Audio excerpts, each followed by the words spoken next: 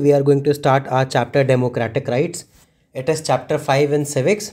तो हम लोग इस चैप्टर को आज स्टार्ट करेंगे and this chapter will end your civics syllabus for annual exams.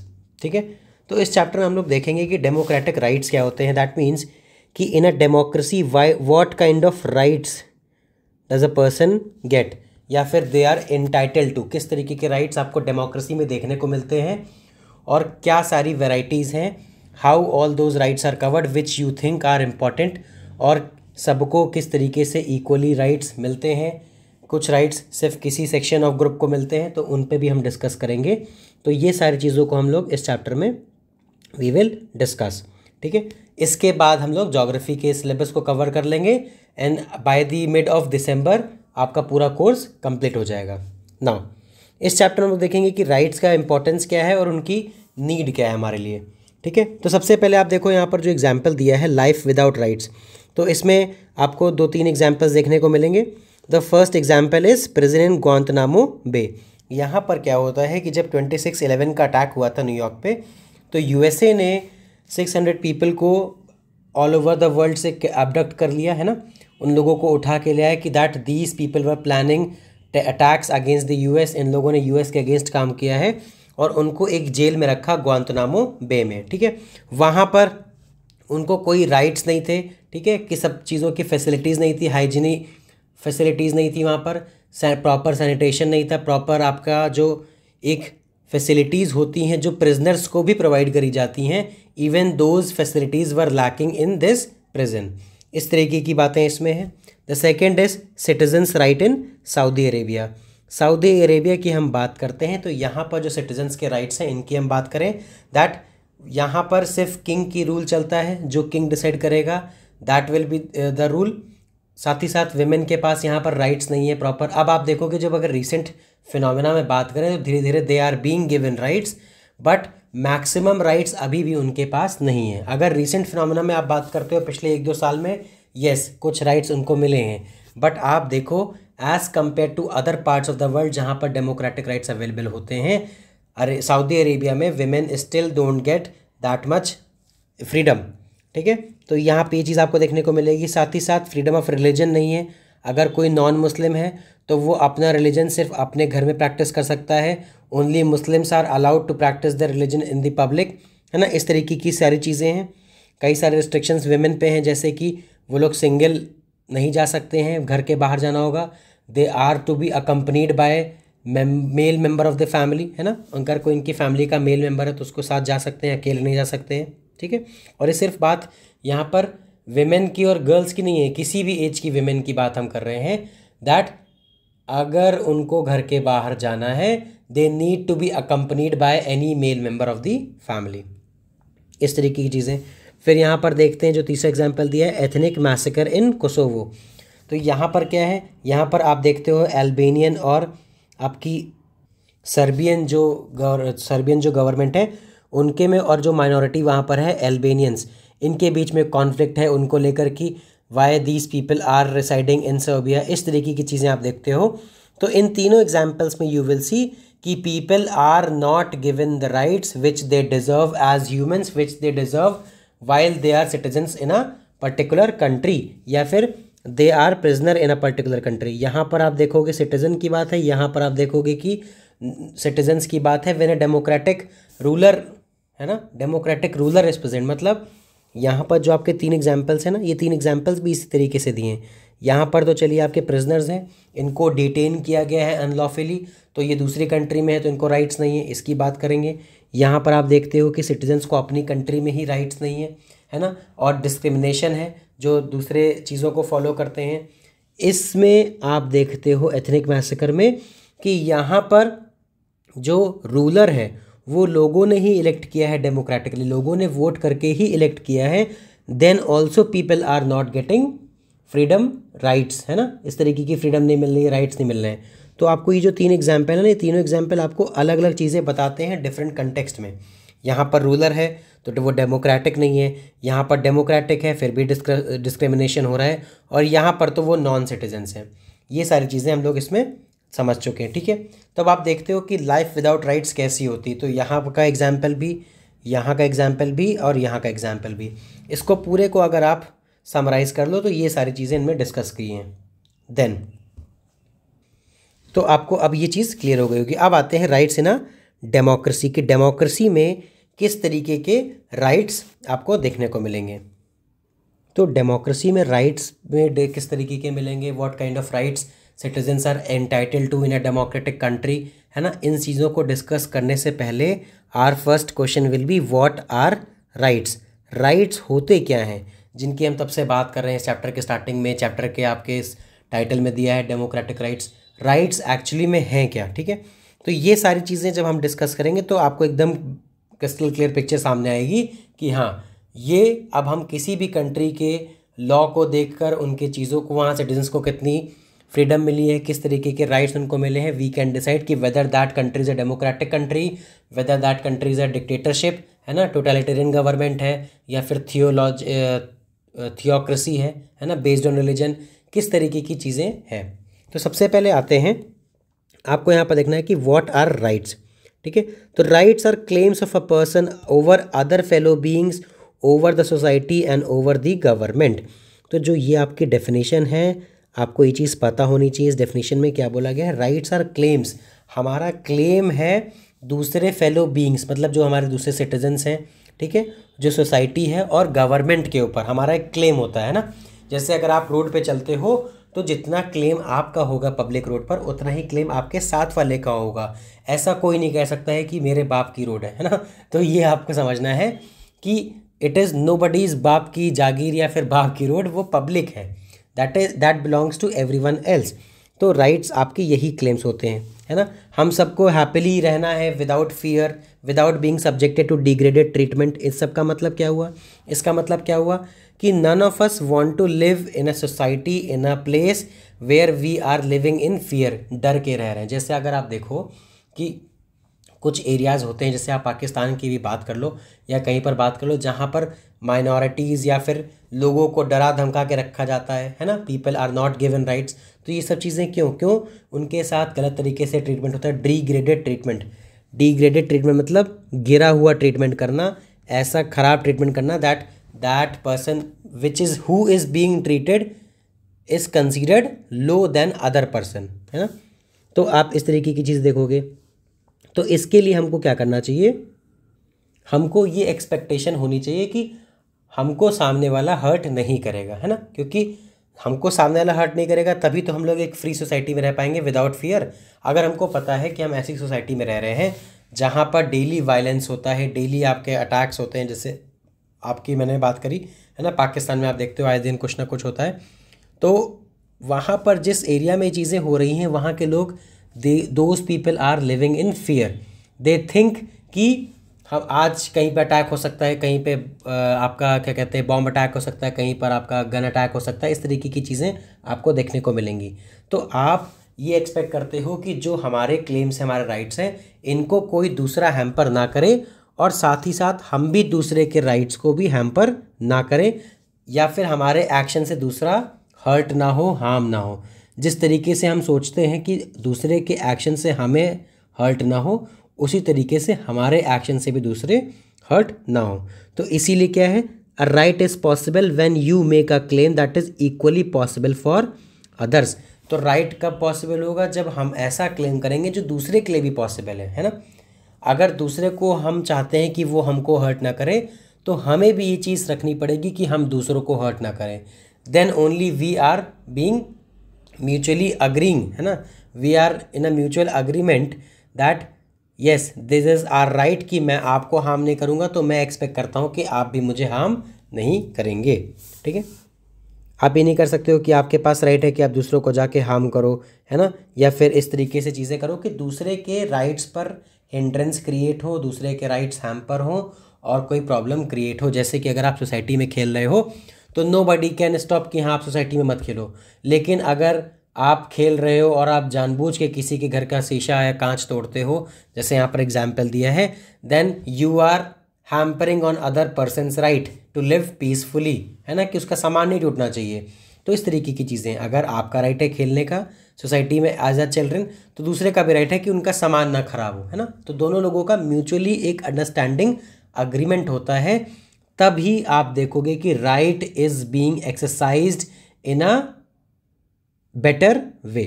ठीक, then the claims that we make should be reasonable, they should be such that can be made available to others in an equal measure.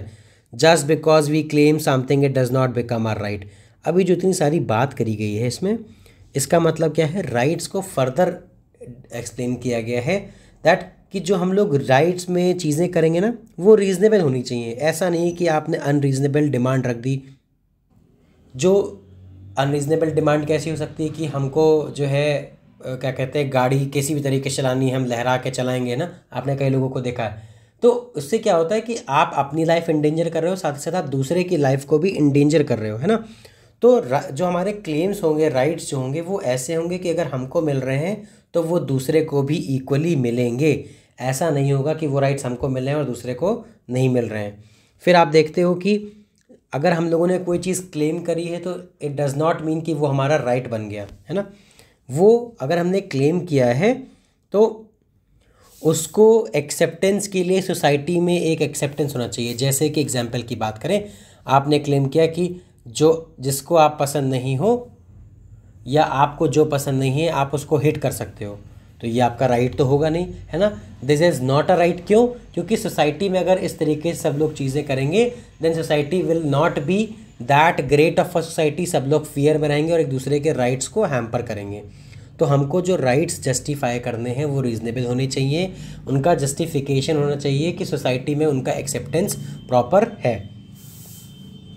तो इस तरीके से आप देखते हो कि society में कई सारी चीज़ें डिसाइड होती हैं कि ये चीज़ें गलत हैं, ये पर्टिकुलर ग्रुप ऑफ चीज़ें सही हैं, और दोनों के चीज़ें definition over the time evolve होती रहती हैं। आज से 100 साल पहले अगर आप देखोगे सोसाइटी में कुछ चीज़ें एक्सेप्टेड थी, तो हो सकता है आज के टाइम पर those things are not accepted और वो दूसरे के राइट्स के हिंड्रेंस में एक सिचुएशन क्रिएट करें। जैसे बेस्ट एग्जांपल आप देखोगे, आपका सती सिस्टम है ना, सती प्रथा थी। तो सती प्रथा को अगर आप उस टाइम पर देखोगे तो आप देखते थे कि जब when a women was widowed, तो उसको क्या किया जाता था कि हस्बैंड की पायर के साथ, है ना, पायर, चिता, पायर मीन्स चिता, तो आप देखते हो कि इसके साथ उनको भी जला दिया जाता था, that she should also become सती।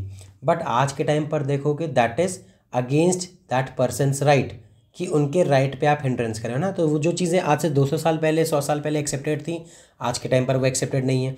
तो इस तरीके की चीज़ें आप देखते हो कि सोसाइटी में चीज़ें कंटिन्यूसली इवॉल्व होती रहती हैं कि what is right and what is wrong.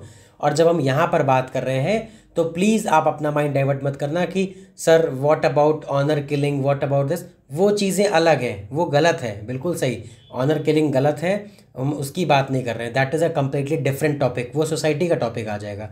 जो हम लोग इस चैप्टर में बात कर रहे हैं, we are discussing about rights as a citizens, है ना, हम लोग सिटीजन्स की बात कर रहे हैं। वहाँ पर भी आप देखोगे तो वो जेंडर बेस्ड डिस्क्रिमिनेशन में आ जाएगा, सोसाइटी में आ जाएगा। And if you want to क्या कहते हैं अंडरस्टैंड दैट टॉपिक, तो हम लोग उन चीज़ों के बारे में बात कर सकते हैं एक अलग चैप्टर से, एक अलग वीडियो में। साथ ही साथ आप 10th क्लास में जब आओगे तो आप you will find these kind of things कि आपको पढ़ने को मिलेंगी, then also we can discuss. ठीक है, तो आपको अभी यहाँ पर सिर्फ सिविक्स के पॉइंट ऑफ व्यू से समझना है, आपको सोसाइटी के पर्सपेक्टिव से नहीं जाना है कि सर जो आजकल ऑनर किलिंग होती है या फिर इंटरकास्ट मैरिजेस के लिए चीज़ें प्रॉब्लम होती हैं, है ना, इंटर रिलीजन मैरिजेस के लिए प्रॉब्लम आती है, तो सोसाइटी एक्सेप्ट नहीं कर रही है, तो वो चीज़ गलत है कि सही है, that is a completely different topic, that is a topic for another video. तो हम लोग उस पर भी डिस्कस कर लेंगे। इफ़ यू वांट तो we can make a video and discuss कि क्या चीज़ें सही होनी चाहिए, क्या चीज़ें गलत, देन, है ना। तो आप ये सारी चीज़ें देखते हो। फिर आप देखते हो कि जो लॉ होते हैं, जो सोशली रिकॉग्नाइज्ड हो जाते हैं, तो आप देखते हो उनको लिख दिया जाता है, उनको मेंशन किया जाता है इन a constitution, in a document, ताकि वो लीगली वैलिड रहें, है ना। वरना क्या होगा कि वो सिर्फ नेचुरल या फिर मॉरल राइट्स बन जाएंगे। देखिए इसका सेंस क्या हुआ, उनको मेंशन करने का सेंस क्या होता है कि जब आपने कॉन्स्टिट्यूशन में सिटीजन्स ऑफ इंडिया के लिए कुछ राइट्स मेंशन कर दिए, तो वो लॉ अब बाइंडिंग हो जाएंगे गवर्नमेंट के लिए कि हमको प्रोवाइड करना पड़ेगा।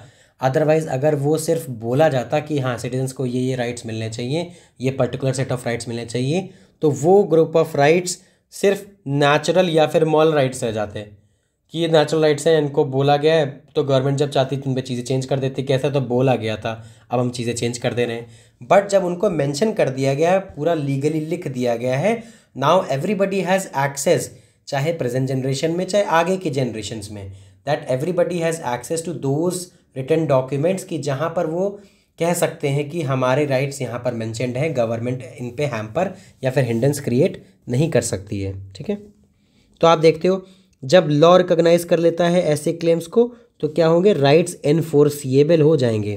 तो हमारे जो फंडामेंटल राइट्स है ना, the fundamental rights of Indians are enforceable. Enforceable का मतलब होता है कि जब आपके लॉ आपको लगे कि कोई हिंड्रेंस क्रिएट हो रही है, कोई हैम्पर हो रहा है, तो आप कोर्ट के पास अप्रोच कर सकते हो कि मेरे पर्टिकुलर लॉ पर हिंड्रेंस क्रिएट हुई है, इसको इन्फोर्स करने के लिए इस तरीके की चीज़ें करनी है, जो भी है ना, तो वो आपको इन्फोर्स कर सकते हो लॉ के, उसके लिए डिमांड कर सकते हो कि इसको लीगली इन्फोर्स किया जाए, है ना। जैसे अगर आपने बोला कि क्या कहते हैं, मुझे पेट्रोल नहीं दिया जा रहा है ड्यू टू समथिंग, कास्ट हो सकता है, रिलीजन हो सकता है, तो आप उसके खिलाफ केस कर सकते हो कि ये मेरे राइट है ना, राइट टू इक्वालिटी पर हैम्पर कर रहा है, कि हमको डिफरेंट तरीके से ट्रीट किया जा रहा है, तो कोर्ट तुरंत ऑर्डर कर देगा कि इनके साथ डिस्क्रिमिनेशन नहीं होना चाहिए। इस तरीके की चीज़ें अभी हम लोग आगे जो डिस्कस करेंगे। तो आप देखते हो कि राइट्स की जब हम बात करेंगे तो अब राइट्स कैसे डिफाइन होगा, सारी चीज़ें पढ़ने के बाद। राइट्स में आपकी 3 क्वालिटीज़ होनी चाहिए। 3 क्वालिटीज़, कौन सी 3 क्वालिटीज़, इनको देख लेते हैं। पहला आपका होना चाहिए रीजनेबल क्लेम। एक रीजनेबल क्लेम होना चाहिए, जस्टिफाइड होना चाहिए। आप कोई अनरीजनेबल क्लेम नहीं कर सकते कि हमको किसी को मारने की छूट होनी चाहिए, किसी को हर्ट करने की, चोरी करने की, इस तरीके की चीज़ें आपको करने की छूट नहीं मिलेगी। That will not be justified, it is an unreasonable claim. फिर आपका सेकंड क्या होना चाहिए, रिकॉग्नाइज्ड बाय सोसाइटी। सोसाइटी इसको रिकॉग्नाइज करे। जैसे अगर हम एग्जाम्पल की बात करें तो रीजनेबल क्लेम क्या हो सकता है कि आप मुझे हर्ट मत करो, मैं आपको हर्ट नहीं करूँगा ना, इस तरीके से चीज़ें, तो ये रीजनेबल क्लेम हो गया, बिल्कुल सही बात है। देन सोसाइटी भी इसको रिकॉग्नाइज करेगी कि सब लोग एक दूसरे को हर्ट नहीं करेंगे, तो कोई एक दूसरे को जब हर्ट नहीं करेगा सोसाइटी पीसफुली सब लोग रह सकते हैं। Then it is sanction by law, कि अगर कोई किसी को हर्ट करता है तो उसके लिए उसको पनिशमेंट मिलेगी, लीगली उसको क्या कहते हैं पनिशमेंट दी जाएगी, कोर्ट देगा या फिर जो भी लॉ अथॉरिटी आपकी होगी। तो ये सारी चीज़ें जब आप देखते हो, तीनों चीज़ें अवेलेबल होंगी, then that claim is known as right. कि रीजनेबल क्लेम हो गया, रिकॉग्नाइज बाय सोसाइटी हो गया, एंड सैंक्शन बाय लॉ भी हो गया। अब हम इसमें देखेंगे कि हमको राइट्स की नीड क्या होती है डेमोक्रेसी में। So our next topic will be why do we need rights in a democracy. ठीक है, तो राइट्स इन अ डेमोक्रेसी में आप देखते हो कि डेमोक्रेसी को सस्टेन करने के लिए राइट्स बहुत इंपॉर्टेंट है। क्यों? क्योंकि डेमोक्रेसी की जब हम बात करते हैं, आप सबको पता है, मैंने हर वीडियो में ये चीज़ रिपीट करी है, आई एम अगेन रिपीटिंग कि इक्वालिटी, डेमोक्रेसी को अगर आप एक वर्ड में बोलो तो इसका मतलब हो गया इक्वालिटी, कि सबको सब चीज़ करने की छूट है, दैट इज़ वो भी इक्वली, है ना, that is they are being treated equally, irrespective कि वो किस कास्ट को बिलोंग करते हैं, किस रिलीजन को बिलोंग करते हैं, किस सोशल स्टेटस को बिलोंग करते हैं, इकोनॉमिक स्टेटस किसी का क्या है, all those things are unnecessary, just a common thing is required कि वो सिटीज़न है किसी पर्टिकुलर कंट्री के और वो सबके पास इक्वल राइट्स हैं। ठीक है, तो आप देखोगे कि राइट्स जो हैं बहुत इंपॉर्टेंट है डेमोक्रेसी के लिए। अब देखते हैं हम लोग कैसे राइट्स क्या करते हैं, माइनॉरिटीज़ को मेजॉरिटी के ऑपरेशन से बचाते हैं। कि यहाँ पर माइनॉरिटीज़ और मेजॉरिटी के ऑपरेशन का मतलब हो गया ऑपरेशन, है ना, ऑपरेशन का मतलब होगा किसी के ऊपर दबाव बनाना या किसी को डिस्क्रिमिनेट करना, किसी के साथ भेदभाव करना। ठीक है, तो आप देखते हो कि जो राइट्स हैं वो माइनॉरिटीज़ को बचाते हैं मेजॉरिटी के ऑपरेशन से। तो यहाँ पर ऐसा नहीं है कि कहीं पर हो रहा है अत्याचार, बट इसका मतलब है कि अगर अत्याचार होने की एक पॉसिबिलिटी हो तो राइट्स उसको एंड कर देते हैं। क्यों? क्योंकि राइट्स कहते हैं कि एवरीबडी इज़ इक्वल, वेदर वो माइनॉरिटी को बिलोंग करता है, मेजॉरिटी को बिलोंग करता है, किसी को भी बिलोंग करता है, वो सब इक्वल हैं। तो ये एक तरीके से माइनॉरिटी को प्रोटेक्ट करते हैं, साथ ही साथ जस्टिफाई करते हैं कि मेजॉरिटी जो भी चाहे वो ना कर सके। इसका मतलब क्या हुआ कि मेजॉरिटी में लोग अगर सोचें कि हाँ हमारी माइनॉरिटीज़ यहाँ पर रहते हैं, इनको हटाओ, और दे आर नॉट इक्वल, तो ये सारी चीज़ें गलत हो जाएंगी। क्यों? बीइंग अ माइनॉरिटी कोई फ़र्क नहीं पड़ता है, और everybody is a citizen of India, सबको कॉन्स्टिट्यूशन ने इक्वल राइट्स दिए हैं। अगर वो आपको हर्ट नहीं कर सकते तो आप भी उनको हर्ट नहीं कर सकते। तो जो कोई भी ये काम करेगा, वेदर अ माइनॉरिटी पर्सन और मेजॉरिटी पर्सन, दोनों ही गलत होगा। तो डेमोक्रेसी में आप देखते हो यही बोला गया कि ensure that the majority can not do what ever its like, क्योंकि मेजॉरिटी को भी पता है दैट माइनॉरिटी को सेम वही राइट्स मिले हैं जो मेजॉरिटी को मिले हैं, इसीलिए क्या है, दोनों बराबर हैं, दोनों इक्वल हैं। साथ ही साथ राइट से क्या फ़ायदा होता है? राइट से आपको ये होता है कि गवर्नमेंट के ऊपर एक कंट्रोल लगता है, एक रिस्ट्रिक्शन लगता है, that government stage in limit, और वो सिटीजन्स के साथ जिस तरीके से चाहे उस तरीके से बिहेव ना कर पाए, या फिर उनके डेवलपमेंट में, होलिस्टिक डेवलपमेंट में रिस्ट्रिक्शंस ना लगा पाए। इसका मतलब अब देखिए, जैसे आपके पास राइट है, right to life with dignity, है ना, आर्टिकल 21 की अगर बात करें तो राइट टू लाइफ है। तो आप उसमें देखते हो कि गवर्नमेंट आपके ऊपर अननेसेसरी चीज़ों को लेकर रिस्ट्रिक्शन नहीं लगा सकती है, कि गवर्नमेंट अपनी विम्स एंड फैंसीज़ के अकॉर्डिंग आपको डिसाइड कर लेगी कि आप रिस्ट्रिक्शंस लगाने चाहिए, है ना। आपके पास कॉन्स्टिट्यूशन में राइट्स हैं, आप जा सकते हो कोर्ट में कि गवर्नमेंट ने ये जो राइट्स हमारे हिंड्रेंस क्रिएट किया है, हैम्पर किए हैं, ये अनलॉफुल है, this is against the constitution. तो इस तरीके की चीज़ें आप कर सकते हो। क्यों? क्योंकि जो आपको राइट्स मिले हैं वो कॉन्स्टिट्यूशन में मेंशन्ड है, और गवर्नमेंट उन पर ज़बरदस्ती आपसे ना छीन सकती है, ना उन पर रिस्ट्रिक्शंस लगा सकती है। तो इस तरीके की चीज़ों से भी राइट्स आपको बचाते हैं, कि गवर्नमेंट ने कल को डिसाइड कर लिया कि एक पर्टिकुलर एज ऑफ ग्रुप के लोग जो हैं वो जॉब नहीं करेंगे, या फिर कुछ भी, मतलब विम्स एंड फैंसी से कुछ भी आप सोच लो जो गलत हो सबके साथ उस तरीके से, तो वो चीज़ नहीं कर पाएगी गवर्नमेंट। क्यों? Because you people have rights. Government आपके राइट्स को रिस्ट्रिक्ट नहीं कर सकती है अननेसेसरीली, उसके पास एक प्रॉपर जस्टिफिकेशन होना चाहिए, तभी कर सकते हैं, और उसमें भी वो गलत नहीं कर सकते। उनको जस्टिफिकेशन देना पड़ेगा कि अगर आप रिस्ट्रिक्शन लगा रहे हो सिटीजन्स के मूवमेंट पे, या फिर उनके राइट्स पे, किसी भी तरीके के राइट्स पर, तो आप किस तरीके से उसको जस्टिफाई कर रहे हो। जैसे अगर हम बात करें right to freedom of movement, आपको पता है इंडिया में है कि आप अगर लखनऊ से हो, आपको मुंबई घूमने जाना है, आपको तेलंगाना घूमने जाना है, आपको साउथ इंडिया में तमिलनाडु जाना है, केरला जाना है, कहीं पे भी इंडिया के टेरिटरी में जाना है, यू कैन फ्रीली गो, है ना, आप जा सकते हो, घूम सकते हो, रह सकते हो। बट कुछ रिस्ट्रिक्शंस हैं कि गवर्नमेंट ने डिसाइड कर दिया है कि इस जगह पर आप नहीं जा सकते हो, वहाँ पर आपका फंडामेंटल राइट को रिस्ट्रिक्ट कर देती है गवर्नमेंट। तो वो राइट, वो जगह कौन सी होंगी? वो जगह ऐसी होंगी जहाँ पर उनको प्रोटेक्शन की नीड होगी। प्रोटेक्शन एज इन कुछ एरियाज़ ऐसे होंगे जो नेचुरली बहुत ब्यूटीफुल होंगे, जहाँ पर ज़्यादा लोग जाएंगे, टूरिज़्म बढ़ेगा, तो इट माइट बी स्पॉइल्ड, या जहाँ पर ट्राइबल रहते होंगे, है ना, आदिवासी, तो उन लोगों को प्रोटेक्ट करने के लिए फ्रॉम आउटसाइडर्स, है ना। तो इस तरीके की चीज़ों के लिए गवर्नमेंट जब रिस्ट्रिक्शन करेगी तो वो जस्टिफाइड हो जाएगा। बट नेचुरली जो नॉर्मल चीज़ें हैं उनमें गवर्नमेंट जस्टिफाई नहीं कर सकती, ना ही आपको रिस्ट्रिक्ट कर सकती है। तो इसी तरीके से आप देखते हो कि डेमोक्रेसी में राइट्स का ये भी एक इम्पॉर्टेंस है कि गवर्नमेंट आपके ऊपर अननेसेसरी रिस्ट्रिक्शंस ना लगा पाए। ठीक है, इस तरीके की चीज़ें आपको देखनी है। अब हम लोग नेक्स्ट पार्ट में देखेंगे rights in the Indian constitution. तो नेक्स्ट पार्ट में हम लोग इस चीज़ों को अच्छे से कवर कर लेंगे। Thank you and have a nice day. अगर कोई डाउट है बच्चे तो यू ऑल कैन कमेंट, तो मैं उसको आगे चीज़ों में कवर कर सकता हूँ when I will make a revision quick video classes. Thank you, have a wonderful day.